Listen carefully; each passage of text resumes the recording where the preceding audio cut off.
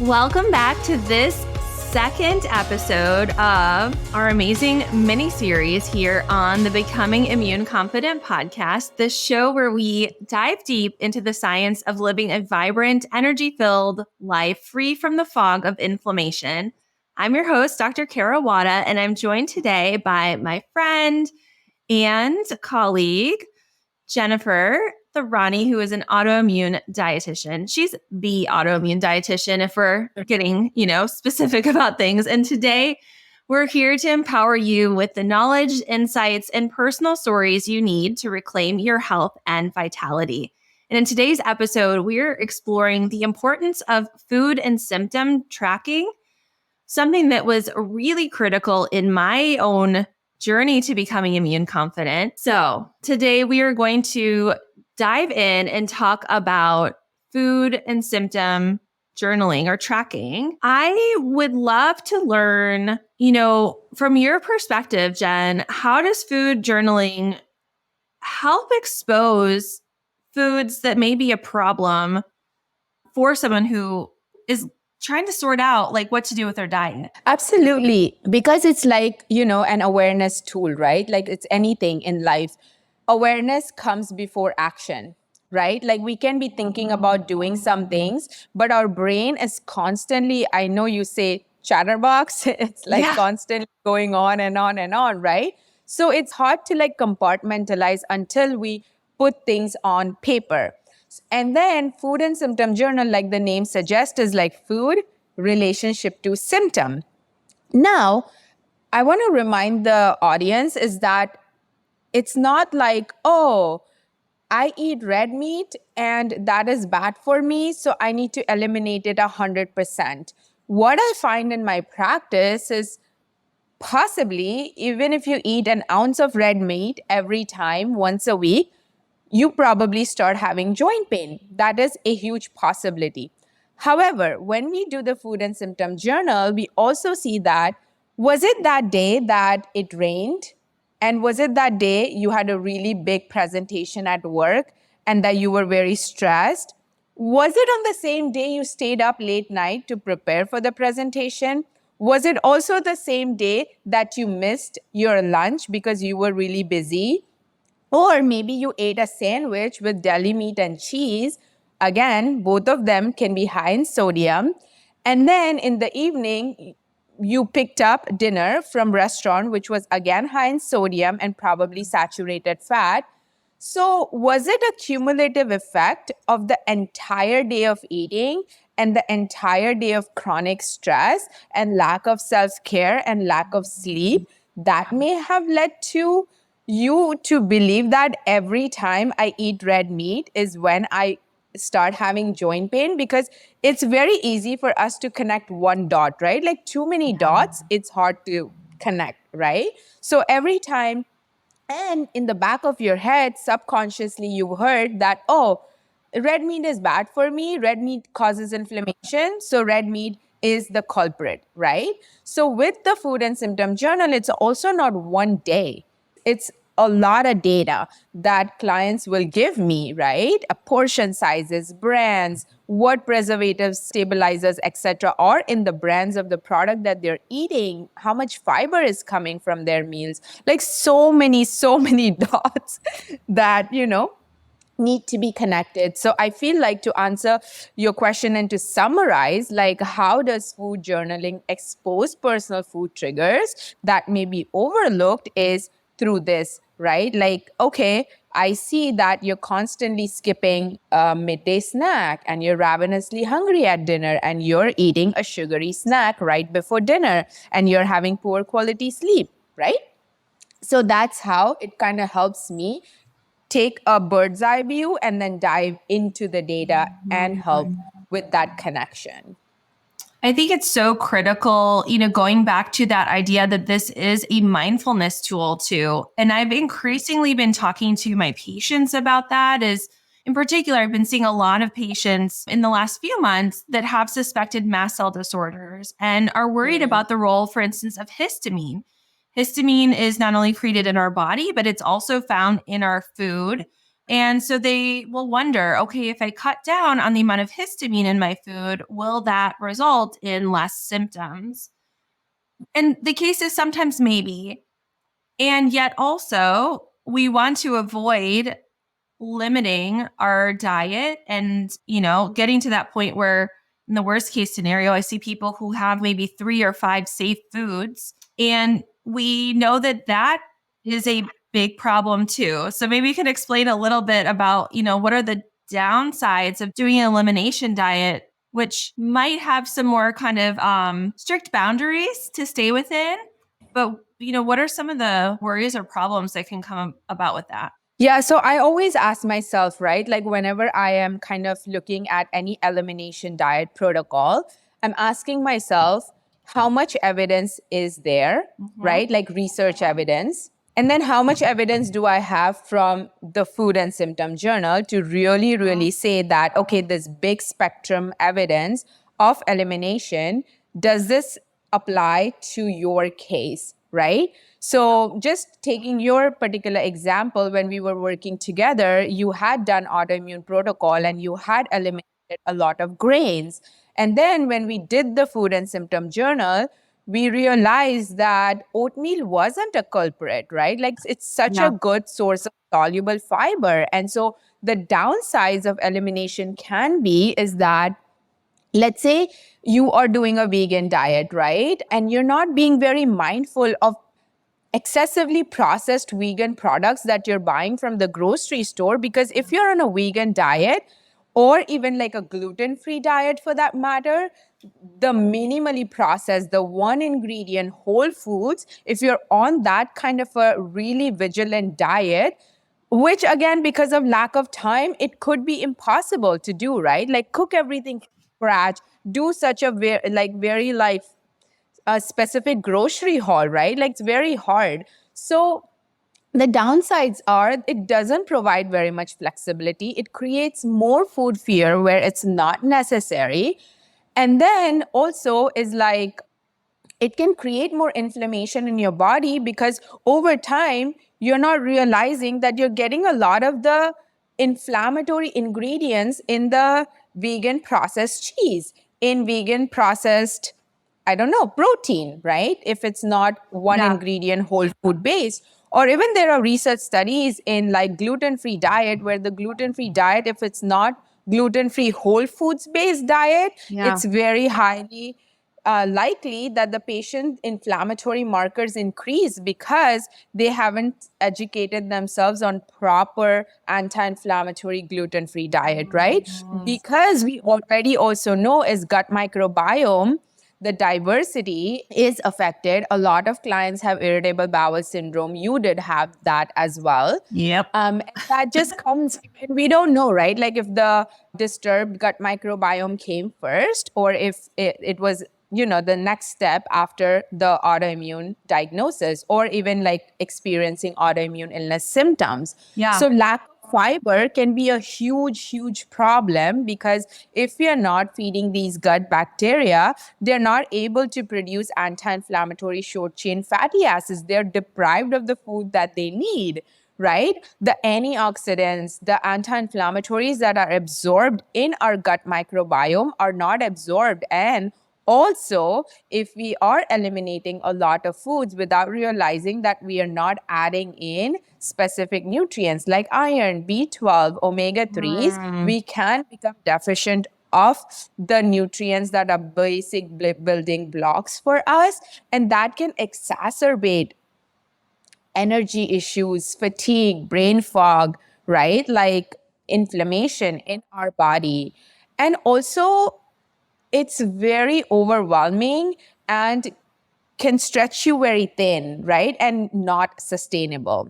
I'm all about sustainability. I'm like, ask yourself, are you going to be doing this 1 year later? Are you going to be happy about this? Because it's always like, I did this, I saw results. I stopped doing this, I stopped seeing results, right? So we need a more individualized plan that is sustainable so you continue to see results and you're not excruciatingly eliminating the foods that are not really necessary that may have needed for your next door neighbor, but maybe not for you. Yeah, I think it's important to like, and I'll share a personal example. Our body's responses to different foods will change over time. This is a little less common in true food allergy. So we don't see adults outgrow true food allergy as often. It can happen rarely. But when it comes to sensitivities or intolerances, a lot of that is impacted by our gut health and our microbiome health. And if you are able to improve that health over time, you can see your body's ability to tolerate foods improve. And so, an example I will occasionally share, if the circumstances are right with patients, is after I had Charlotte, she's my oldest, there was a period of time where she was an infant. So I was postpartum. In hindsight, I'm pretty certain there was Sjogren's or, going on in the background. I had significant flare up of my IBS, which of course I didn't actually have diagnosed because I didn't actually see a doctor. That's a story for another day. But there was a period of time when anytime I would eat eggs that weren't fully cooked, I would end up in excruciating pain. Knowing what I know now and knowing kind of the symptoms I was having, I'm pretty convinced I had something called FPIES to eggs, which we'll have to cover on another day. It's a type of food allergy that you can't detect with testing. But, with repeated exposures, you see the same constellation of symptoms. And so, kind of putting my detective hat on, I now kind of recognize that I think that's what was going on. Interestingly, it is around that time that I decided to experiment with a more plant-forward style of eating. As Charlotte started to eat solid foods, she really liked eating beans. She could pick them up, and that was a fun food for her to get some iron and some protein. So we're eating a lot more vegetarian, vegan style. And so certainly was getting more of those plants. We started subscribing to a community supported agriculture, like a veggie box every week. And I started to learn how to cook more from scratch and to make different veggies that I had never eaten before. And with time, I was able to eat eggs again. And now I can eat eggs without a problem.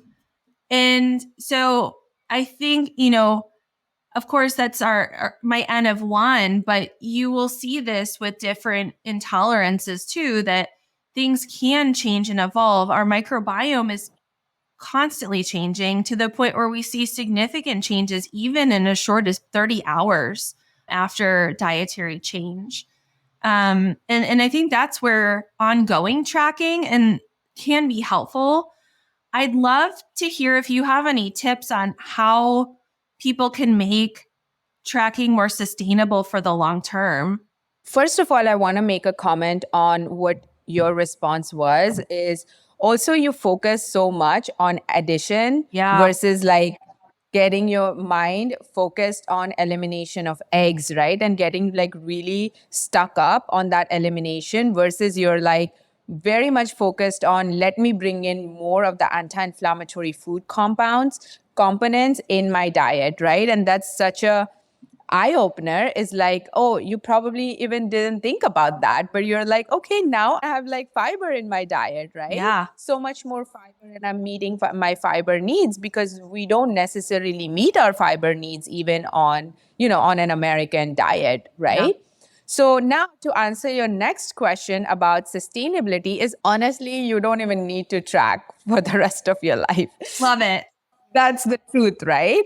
I always will ask my clients to track for like first 3 weeks when they join the program, because that's like, that just gives them good time to get out of that perfectionism. Or sometimes for some people, they're so busy that the first week is just like getting used to the journal, really like tracking a little bit here and there, and then going over that learning curve, right? Like you may have tracked in MyFitnessPal or here, there, but the Food and Symptom Journal is a little different tool. So there is a learning curve. And a lot of times, you may not like the fact that you have to journal, right? So there's always that opportunity that I offer to clients is like, you can also do photo food journaling. That's fine too. A lot of my clients do that, my private clients. However, so in short period of time, we collect so much data, and that is like the time where you really have to commit to the process, right? Now, next time you pull out your journal is like, you're like, hey, Jen, I've gained 10 pounds. I want to come back and I want to work with you. I'm like, okay, things may have changed. Let's do the journal again. Or you're doing great. You're overall, living a very anti-inflammatory lifestyle. You have flares here and there. But now you're in a big flare, right? Like it came out of nowhere. You're still doing the same things. Then that would be the time again to pull out your journal and start recording, because there may be some blind spots, right? Maybe you got busy. Maybe you're a new mom. Maybe you started a new exercise routine and your personal trainer told you to have more protein. And now you're like eating this vegan protein powder, which has a ton of fiber, ton of everything that your digestive system is not tolerating.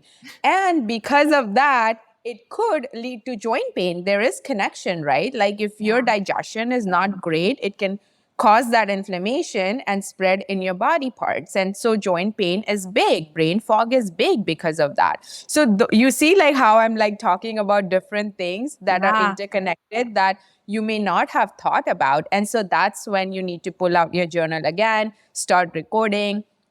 If you can, figure out your own patterns. But if you want help, Kara and I are always here to help you. So yeah, that's how you make it sustainable. You just don't necessarily have to do that every single day of the rest of your life. I love that. And that's how I've been using it clinically with my patients since we work together, is kind of this tune up of, okay, where are things now? Things are okay, and then you come back to it when you need it. I think what was so helpful for me was having that unbiased person, that person being you, taking a look and pointing out some things that for me, I didn't want to notice, which we joke about. Like, for me was cheese. Like I grew up 5 minutes from the Wisconsin border. Cheese is like its own food group in the Midwest. Cheddar cheese, nacho cheese, Parmesan cheese. I love it all. And yet it's also pretty high in saturated fat. And it was something that was a pretty significant part of my diet, or off and on over the years. And for a while, I had cut it out completely. And I think as a rebound, kind of said, heck with it, started eating a whole bunch more. And, it really goes back to this idea that you kind of started off with, which is balance, not depriving yourself, coming from this place of abundance. And what can I add so that I don't need to eat a quarter of a block of cheddar? I can have a delicious, reasonable sized portion of cheddar along with an apple and maybe, some carrots and hummus and whatever else that's going to help build a well-rounded anti-inflammatory meal or snack. Yeah, that reminds me how my intern at the time, Kia, who has rheumatoid arthritis, helped me develop this amazing resource. Like we have amazing resources throughout the program, but this one resource every client loves and swears by and has it stuck on their fridge is like 5 questions to ask yourself when building an anti-inflammatory meal. And it doesn't say, ask yourself what you should eliminate. It says, ask yourself what you can add to build. So like Kara said, is like what other anti-inflammatory components you can add along with cheese to kind of take away that edge of high sodium, high saturated fat in the cheese that can cause inflammation. But also adding more can reduce the portion size of the inflammatory food, because now you have other foods that are also satisfying and flavorful, and it's lunchtime and I'm salivating because I'm like really feeling hungry now that we are talking all about foods. I think that is a great place to hit pause, because we're going to talk a lot more about that tool and the role of meal planning next week. So make sure if you haven't subscribed that you are subscribed so you don't miss out when that drops next week. And maybe think about inviting a friend or two to listen as well. We really love sharing, what we've learned together and with our clients and from the science with this community, and really bringing, this paradigm shift of, what I have seen in wellness culture is essentially diet culture that's like a wolf in sheep's clothing, and really kind of turning that on its upside down, where we are coming from this place of love, of abundance, of nourishing our body. And in doing so, really helping us learn how to trust our bodies again, trust our immune system again. Yeah, that's why I changed my Instagram handle to a minimalist autoimmune nutrition, because it's all about simplicity over complexity, right? Like, we want to chase something that is hard to achieve. And it's also so wired in our culture, is like, if it's hard to achieve, if you have to do hard work, then only it's worth it, right? And the same can actually linger in our personal lives. And when it comes to diet and nutrition, is like, we feel like we're achieving something when we're restricting more, and we're succeeding at restricting, right? So it's all about progression over perfection and simplicity over complexity. Well, thank you to all of our listeners for tuning in to another episode of the Becoming Immune Confident podcast. We hope that you found today's topic of food and symptom tracking both inspiring and informative, providing you with the tools and motivation you need on your health journey. And remember, if you're ready to take the next step towards becoming immune confident, our Jumpstart program is here to guide you. We've designed this program with you in mind, focusing on simple, sustainable, and science-supported symptoms to combat inflammation and enhance your well-being. Yes, absolutely. Like, don't forget to secure your spot on the early bird waitlist for the Becoming Immune Confident Jumpstart program. The enrollment opens April 11th through 14th with exclusive access and a special discount for our early birds. This is your opportunity to join a community of women just like you, looking to reclaim their vibrant selves. So hop on over to www.immuneconfident.com and add your name to the waitlist. And thank you for sharing your time with us today. We're here to support you every step of the way. And so until next time, keep striving for that vibrant health and clarity that's just around the corner. Get on the wait list now over at immuneconfident.com, and let's embark on this transformative journey together. And make sure to subscribe so you don't miss next week's episode, where Jen and I discuss anti-inflammatory meal planning made easy. Talk to you later. If you are loving this mix of self-discovery and science found here on the Becoming Immune Confident podcast, I'd love to invite you to sign up for my email list. Hop over to drkarawada.com and hit subscribe to ensure you don't miss out on any insights into new immune system science or how we can harness healing through our daily habits. Are you ready to feel confident, energized, and more like that BA that you used to be? Here's how we can work together. Jennifer, an autoimmune dietitian, and I, board-certified immunologist, have put together the one and only Becoming Immune Confident comprehensive course, coaching, and community membership. What we do is we help women with misbehaving immune systems reclaim control over their health while minimizing fatigue, fog, and pain, all caused from too much inflammation. So if you are ready to have confidence and clarity around your immune system health, and a sense of certainty knowing that you are doing the best for your health and the health of your family, hop over to immuneconfident.com for details on how we can work together. We can't wait to connect. Hey there, amazing listeners. Before we wrap up today's episode, I want to take a quick moment to ask for your support. If you're enjoying the content of the Becoming Immune Confident podcast we're bringing you week after week, there's a simple but incredibly impactful way you can show your appreciation. You see, leaving a review is like giving us a virtual high five, and it helps our podcast reach even more people who could benefit from the valuable insights, entertainment, and inspiration we strive to provide week after week. So if you're finding value in what you hear, here's what you can do. Open up your podcast app, whether you're on Apple Podcasts, Spotify, or any other platform, and give us a glowing 5-star review. We're dedicated to bringing you the best, and your feedback helps us fine-tune our content to suit your interests and needs. But hey, don't stop there. If you have a moment, leaving a few kind words in the review section goes a long way too. Share what you love about the podcast, your favorite episodes, or how it's made a positive impact on your life. Your words not only brighten our day, but they also encourage others to join our incredible community. Remember, every 5-star review and every word of encouragement counts.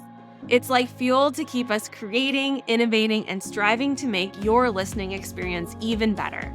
So, if you're up for it, show us some love by leaving us that virtual high five in the form of a 5-star review today.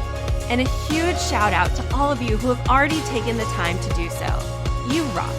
Thank you for being a part of our podcast journey, and we can't wait to keep bringing you more amazing episodes in the future. Until next time, keep shining and keep listening and keep on building that confidence in yourself and your immune system health. Take care.